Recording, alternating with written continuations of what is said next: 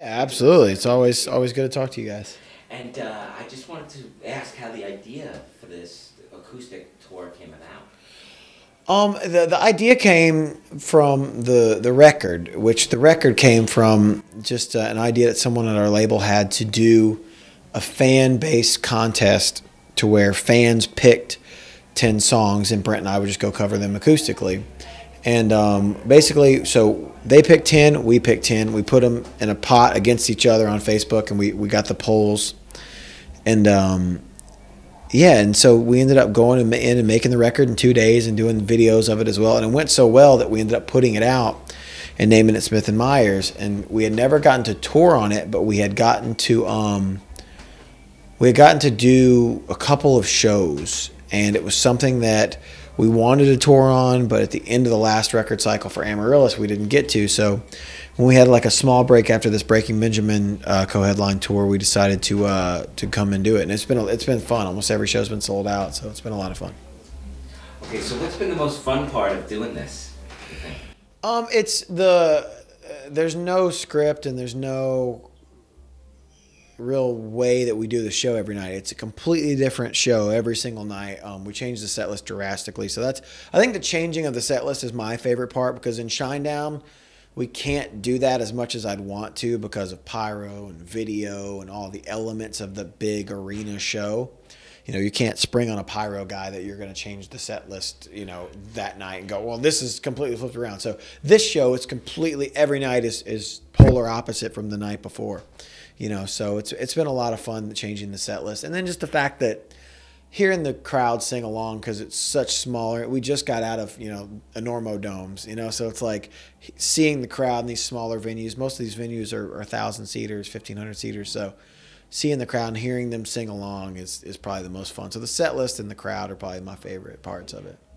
And in your opinion, I mean, how does Brent shine on this? Because I'm sure it's, a lot of times when you're playing with a band, you have the other instrumentation to sort of back you up, or you have, you could maybe hide a little bit better than you can in this scenario. I think that I've said from day one that there's something that people gravitate towards too when it's Brent's voice and one instrument, like Brent's voice and a guitar, Brent's voice and a piano. And there's always been something amazing about that. Like there's a certain timbre that comes out of his voice when it's just him singing along to what's there. And I just think it's amazing for the crowd to hear. And I think that's why the shows sell so well as well, because people want to hear that. I think ever since Simple Man, it's kind of been this thing to where, his voice and a guitar is a big deal, and people like to hear it. So I think it's really cool, and I think that the crowd enjoys it too. And we tell a lot of stories. It's very much a storyteller's tour. Yeah, yeah. And so how long did it, obviously the Stone Temple Pilots covers making the rounds. I mean, Yeah, how yeah. long did it take for you guys to get that together? That's part A, and part B, just thoughts on Weiland. It did. We didn't have long to get it together because he died the night before the tour started. So I had heard from Dave Navarro that he had passed, and then what happened was I texted Brent and said we should open on Big Empty tomorrow, just as like a 1 day tribute to Scott, because our band was heavily influenced by that band, not in our music, but just as people. We loved that band, and so we did it, and it kind of, the internet now is the internet, and it once we did it, it kind of blew up, and it kind of became this thing, and people were asking if we do it. So we've been continuing to do it, and actually tonight we were going to start taking it out, and two of our crew people were like, "No, you can't take it out. It's too good." And we were like, "All right, well." So I think we're going to continue doing it for the rest of the tour. It is a nice tribute, and we have a memory with that song, being that we played the first show Stone Temple Pilots did of their reunion tour, and that's what they opened on. And my thoughts on the Scott thing are, it's just a tragic thing. I've seen all the things that people wrote or have written, and his ex-wife and what she wrote, and they're all powerful things.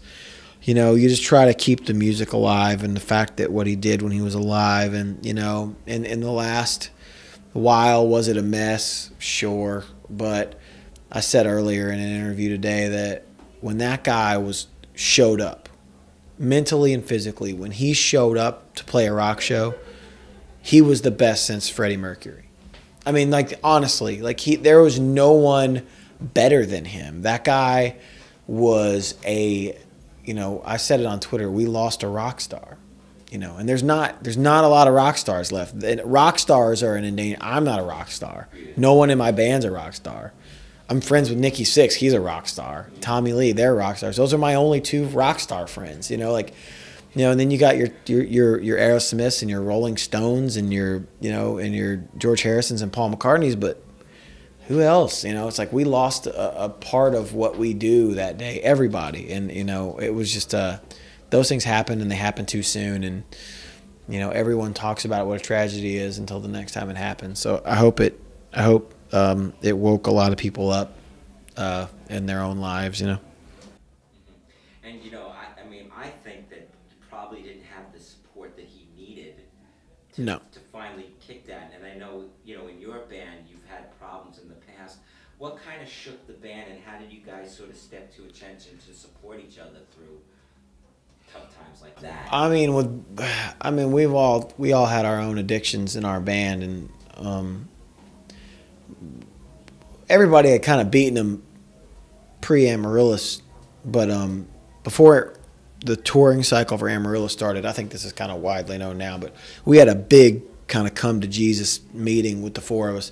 It wasn't supposed to be that. It was only supposed to be a 30-minute. We've been away from each other ever since we made the record. We hadn't seen each other. We had taken 5 months off, and we were going to tour now.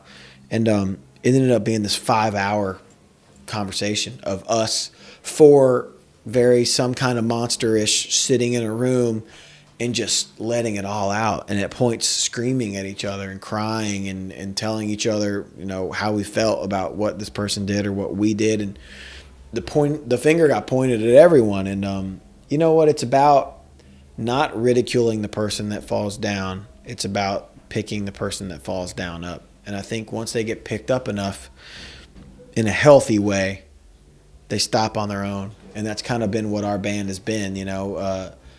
Brent's addictions aren't secret. They've been out in the world, and he's fought them. And I think that the three of us and his parents and his kid are what keep him going every day. I've never seen a stronger willed person deal with addiction the way he has. And so it's just about being there for each other. I'm in a band with my three best friends, and they would all say the same. So it's rare these days to get along as a band as well as we do. So it's something I'm very thankful for every day. And talk about the mindset of the other guys in the band. I mean, did you have to smooth things over so you guys could go and do this, or where was that left with the other guys? Oh no, they're perfectly happy with the break. They're both fishing right now. They're stoked to be off. I promise you. We could ask them to come out on this right now, and they'd be like, "No, you guys are all good. Go ahead." No, it's they understand that we've released an EP and we never got to tour on it, so we're doing it. There's no ill will about us doing this. They're very happy we're out here doing this, and they're very happy that they're at home and we have to be out here. So no, it's nothing like that. I've never heard a backdoor comment about it. Once the door shuts and I'm not in the room anymore. So I think what that is though is our band. As far as our communication goes, is bar none. We communicate with each other better than any band I've ever seen. When there's a problem, it is solved swiftly and immediately. Yeah. And reflecting 10 years since Us and Them, what do you recall about making that? Us and Them for me was the touring cycle for Us and Them was dark. I remember. I've joined the band. I've been in the band almost 11 years now. So I remember joining the band, and the first thing I remember are the shows, playing the shows, and just the addictions that were, that was like the middle of the Us and Them tour was the thick of it. I mean, it was brutal, man. It was, I'm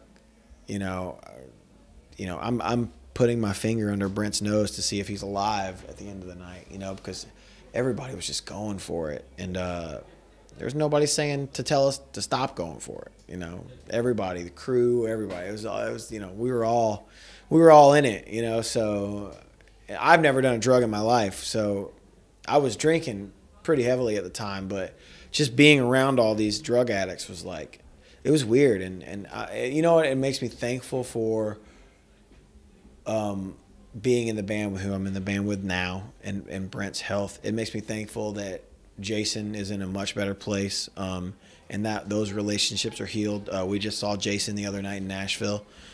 He's great. Him and Brent talked for the first time. That was great.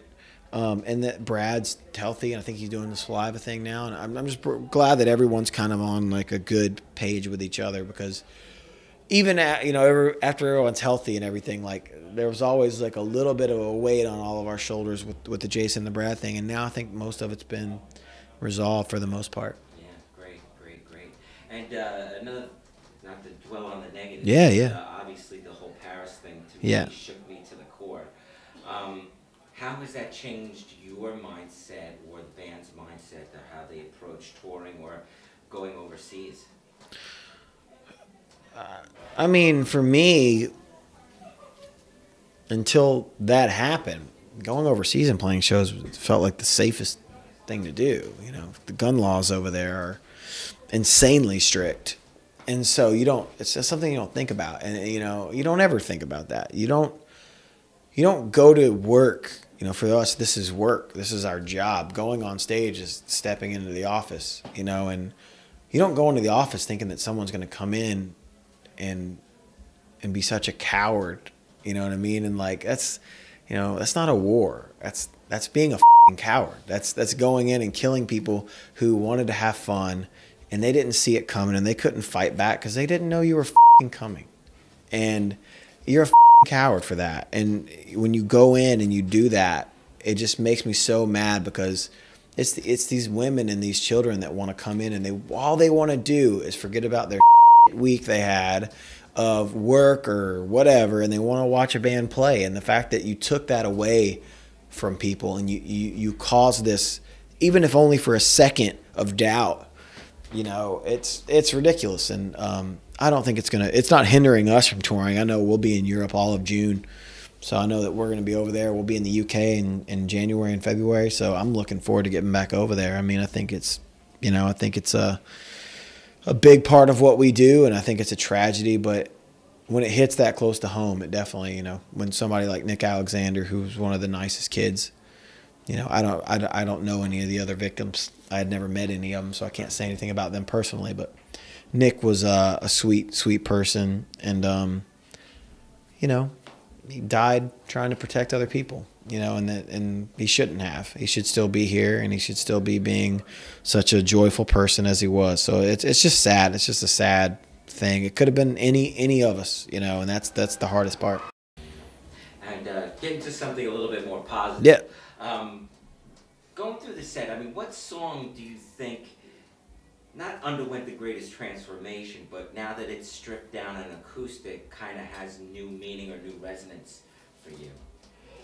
The last couple shows, we've started bringing back Call Me, which was the last song on Sound of Madness, which is like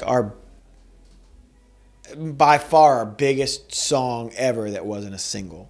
It's just kind of that, you know, I'm a big Something Corporate fan. This band Something Corporate, and they have a song called Constantine, and it's kind of our Constantine in a way, to where it was never a single, but he sings the first line and the crowd explodes. You know what I mean? It's everyone singing along. And I think I've seen more tattoos from that song than I have any of our songs, because in the chorus he says, "Call me a sinner, call me a saint." And it's just such an amazing song. We have this thing ever since Sound of Madness, to where the last song on every record is my favorite song, because we always end the record with this dark, you know, "Call Me," "Through the Ghost," and "Misfits" on this record. And I think that song, and we're playing a song on this tonight called "Never Gonna Let Go" that was written for Amaryllis and recorded, but it didn't make it. So it kind of made the YouTube rounds, and we've started playing it. This is only like the 4th night we've played it, though. Wow. And, you know, looking back on Threat Survival, now that you've had some space from it, what can you take away from that? I mean, I just think that everybody comes out when you make a record and go, this is the best record we've ever made. And to me, it is the best record we've ever made. And it's not because it's the new record and I'm trying to push it on people. If you want to buy it, buy it. If you don't buy it. I mean, I think it's the best record we've ever made because we dared to step outside of that box and dared to go, okay, this isn't all modern rock radio or active rock radio. Some of this is daring and it's different, and bands aren't doing that. And, you know, my favorite band is U2 of all time. And bands that adapt and change with what's around them and keep it fresh and keep it new and don't go and make the same record for the 5th time like there's so many rock bands doing right now. You know, and, you know, there's so many bands that just come out with this, you know, this is the formula. Okay, here's the record, you know, and it's such bullshit. You know, you're cheating fans. And it's the fans that buy it that kill me. And I see it. I just saw it every day. And, you know, it's just funny to watch. And it's like, you know, stepping away from the record, I think that it's daring. And I think it's bold of us to make that record. And I'm so incredibly proud of it. Yeah. And are you guys going to be off for Christmas? Are you guys going to be on the road for Christmas? Or what's the game plan? We are off for Christmas. We finished this on the 19th. Everybody goes home. Then we're off for a little over a month. And then we go to the UK and do the Carnival of Madness in the UK with Blackstone Cherry and Hailstorm and Highly Suspect. And then we will do a West Coast tour in March. And then we will then I'll take a month off. I'm having a baby. So I'm excited about that. And then we'll do a festival tour early summer, Europe in June, a big summer tour in the U.S. July and August. So, yeah. Congratulations. Thank you. I'm excited. Yeah, I'm excited. My wife's out on tour with us now, so she's 5 months. So we're looking forward to it. Wow. So have you figured out names yet? Have you kind of? Yeah, we're in between two. We know the gender. We're not telling anybody that. We're in between two names. We're not telling anybody those either. So. And your last question, obviously, you know, with family and kids and everything, do you think that you've mastered the art of balancing the family tour, the album tour dynamic? Do you think you guys have? I think so. I think it doesn't stress us out anymore. I think that we've knock on wood, wherever there's wood, we've been successful enough that when our families need to come out, they come out. You know, and it's you know, we can afford that luxury to, you know, to get our own bus and do that thing, or, you know, or fly them out whenever we want. And that's a nice thing to have. I think most of us try to have around like a 2-week rule to where we you know, I got to see my wife as much as I can, you know. So for me, it's my wife's out on this whole tour, so it's been really nice. And then yeah, you know, just our kids, and we all try to be there as much as possible. You know, Brent flies the most to see his kid because he lives in LA, his kid lives in Florida, so it's like, you know, I've never seen, you know, he'll fly LA overnight, red eye to Orlando, get to the airport, grab the kid, fly all the way back to LA. You know, just, you know, won't put the kid on a plane by himself, and it's like his kid's 7. You know, so that's, you know, that's he does a lot of flying, but you know, he's become such a great dad over the last little while to see. It's amazing. So, all of us, I think, have found that balance to where it doesn't stress us out anymore. You know, and we can. And we've also trying to tour a little bit smarter and not harder. You know, that's the big thing. Is, you know, we've been doing this for 14 years now. So. And you're definitely looking forward tonight. Yeah. Tonight, and you know, personally, like we turned our kids on to Shinedown. Oh wow, thank you. Yeah. New generation of fans. Yeah, it's crazy, man. We and I think that's why our shows are very clean. There's no cussing in any of our shows. Just because we see the dynamic of the crowd, and we see, you know, grandfathers and their kids and their grandkids coming to shows, and like that means the world to us, because that means our music has spoken to them. And somebody asked me earlier, like, why don't you guys, you know, everything's so serious on records, why don't you guys screw around? And I'm like, you know what, because some of the bands, not all the bands, some of the bands we came up with, wanted to write a bunch of songs about getting laid and, and partying, and that's just not, where are they now? So it's, we write songs about what we know, and we don't know any of that stuff anymore, so we just try to empower people and write songs that make people think they can take over the world, because we're 4 kids from the South who shouldn't be here, but we are, and we're blessed every day. The fact that we get to do this for a living, and people come to see our band and sing our songs, and it means the world to us. And we're not going to cheat them with a cheap version of a song. Mm-hmm. And obviously, Simple Man. Mm-hmm. Getting to that, I was friends with Leon Wilkeson. Oh wow, yeah. And I just remember, like, the day he died, they did a whole thing with yeah. him to that song. Yeah. So, and I know a lot of the guys, I think it's only Gary, I think is the only one left, I believe. Gary is the only one left in the band. Artemis is still alive, but yeah, those are the only 2. Right. And Ricky was there. Ricky Medlock was there for a while. At the very beginning, yeah. Yeah, and then gone. And then Ed King's still alive as well, who was in the band for a long time, Sweet Home Alabama period. But yeah, we just played a couple shows with them, and they're still great. Yeah. And they're still great. It's like we've been opening on the same song for 15 years, but it's like still, it's so great to see, man. Like those songs, I know every song in their set by heart, so it's like, it's amazing to see, and they're still kicking it, man. Yeah. And do you feel like you have any obligation, because now my kids know your version of Simple Man and not, before, and then I went back and I said, okay, here's the yeah, yeah. Do you feel any responsibility to keep Lynyrd Skynyrd's, whatever, relevancy or whatever alive? No, not at all. I think they do that. I think they do that on their own. I mean, you listen to Second Helping or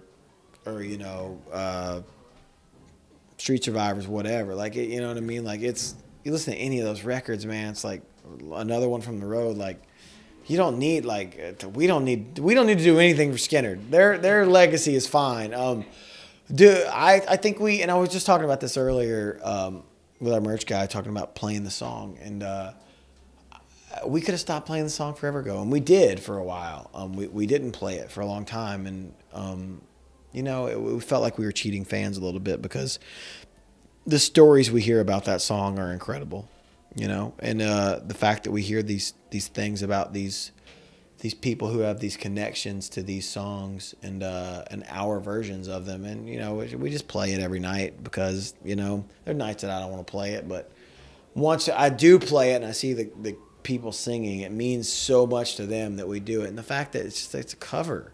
We're just covering someone else's greatness. It's like the fact that people latched on to our version means a lot, and I think we'll keep playing. We'll keep it around for a while. And any special New Year's plans? Do you guys have any New Year's traditions you like to do, or? I think I'm going to be in Los Angeles at the Staples Center on New Year's Eve. Okay. I think my friend Nikki Sixx is playing his last Motley Crue show. So I think I'm going to be there for that and to support him.